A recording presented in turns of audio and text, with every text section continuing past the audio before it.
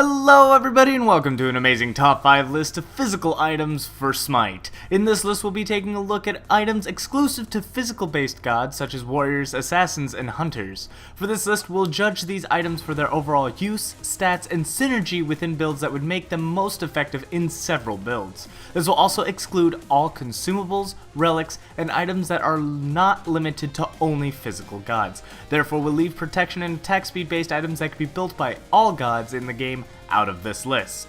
It's important to remember that this list is my opinion, which derives from my own research that I do within the game. If an item you think deserves to be on this list but does not make it, feel free to let me know in the comments below. And with that out of the way, let's begin. Number 5. Deathbringer. Taking the lower portion of our list is a crit item that I deem the most powerful out of the bunch. During Season 3 there have been a significant amount of changes to these items which has caused them to slightly fall off from their original use.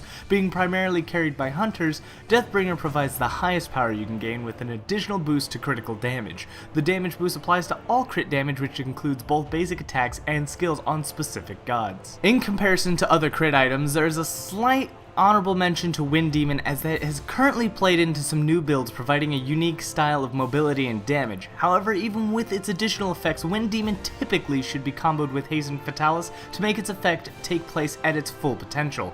Deathbringer, on the other hand, requires no additional assistance and holds its spot as a vital item for any crit-based assassin such as Najah. Rage, on the other hand, used to compare to Deathbringer as an item that would provide more crit chance than Deathbringer by quite a bit. However, during the change to Season 3, Rage also lost its base 30% crit chance, meaning the value of having this bonus crit chance at base was lowered. Though yes, you could still get the same overall bonus effect through the stacking of the item at a lower price, Deathbringer still brings the pain in the 5th slot of our list. Number 4.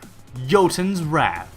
It was hard to determine where this item would fall on my list, but Jotun's Wrath was probably one of the most built items for assassins and warriors. Even some hunters are even capable of using it in some of their builds. But this item is overall a balanced item that provides a decent amount of stats in various important areas. You get a small boost to pen, mana, and an average boost to power. Then it also provides currently one of the highest amount of cooldown reductions for any items within Season 3 for physical gods only.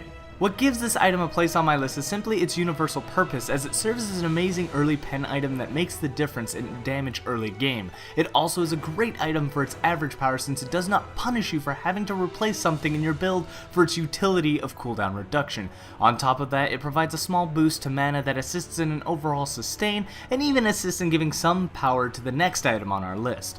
Overall, Jotun's Wrath is just a great and balanced item that you may see frequent in many builds of many players taking up physical gods in almost any role. Number 3. Transcendence. At number 3, we see an item that I've seen some people mistakenly take as a simple mana item. Though yes, it does provide a very large pool of mana, it also provides the highest amount of power possible from a single item.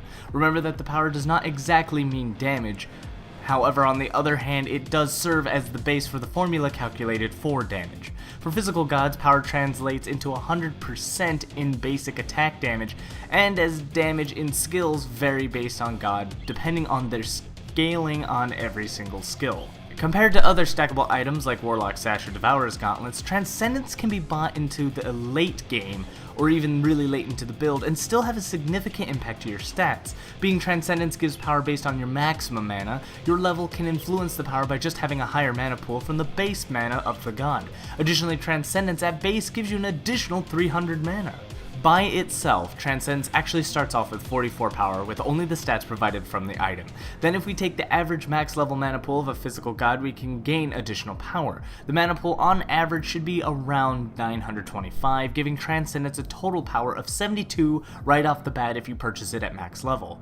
That massive power spike is not including the additional 22 power you can get from having max stacks from all the mana you'll be getting from Transcendence itself, which increases you to approximately 95 power. And we can also keep saying that this does not include mana items from your build such as Valor, Jotun's Wrath, but at this point I think you get the point. The most powerful item for physical gods deserves to be on at least one of these spots on my top 5 list. Number 2.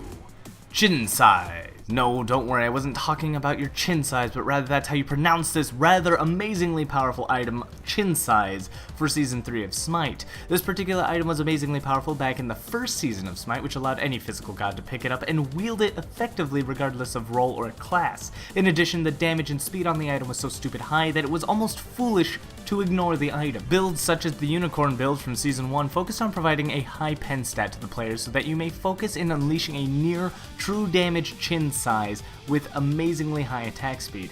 That being said, with Season 2 rolled around, it got heavily nerfed and fell off completely, only being able to be used by the specific gods with progression attack chains that suited them.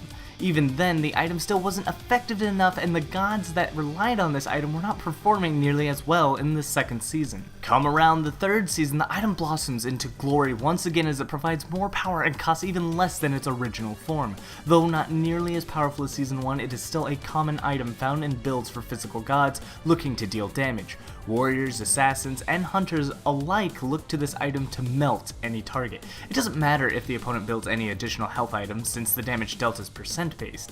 Even a god who avoids health items still comes with an average of 2,000 health by max level. You know, an item is a bit too powerful when hunters may ignore the crit based items for this pickup.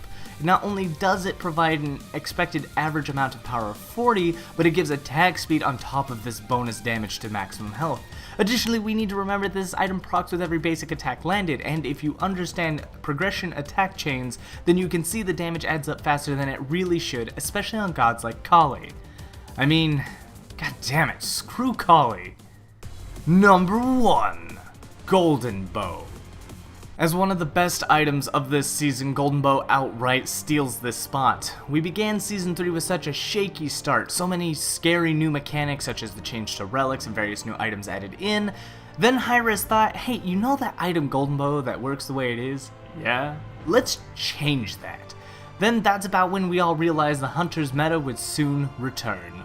Having some of the most ridiculous clear nullifies the purpose of using abilities to clear the lane for the majority of the game. On top of that, it outclears just about anyone, from duo lane, solo lane, mid lane, dual lane, joust lane, siege lane, arena lane, lane, your mother's lane, father's lane, brother's lane, your sister's mother's, father's, cousin's, twice removed uncle's lane.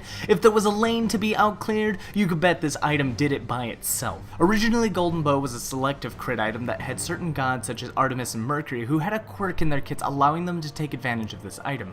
However, through several changes, it is now a power item granting 55 power, movement speed, and amazing clear. The massive difference between its original form and now is that its power was highly based on chance, allowing you to land those crits. But now you kinda get this just guaranteed power and amazing clear. Honestly, this item may be the most broken physical item for how much it changed how hunters clear lanes.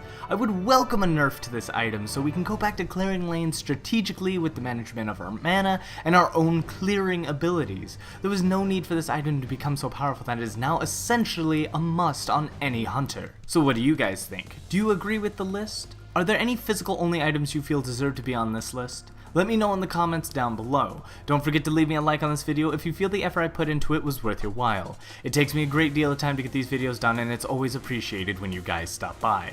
And what are your top 5 items for physical gods? Let me know. I'm sure there are items I could have overlooked as there are so many things to consider when making a list like this. Also, don't forget to check out my previous top 5 lists in the description down below, and please share this with your friends, comment, and subscribe, and as always, good game!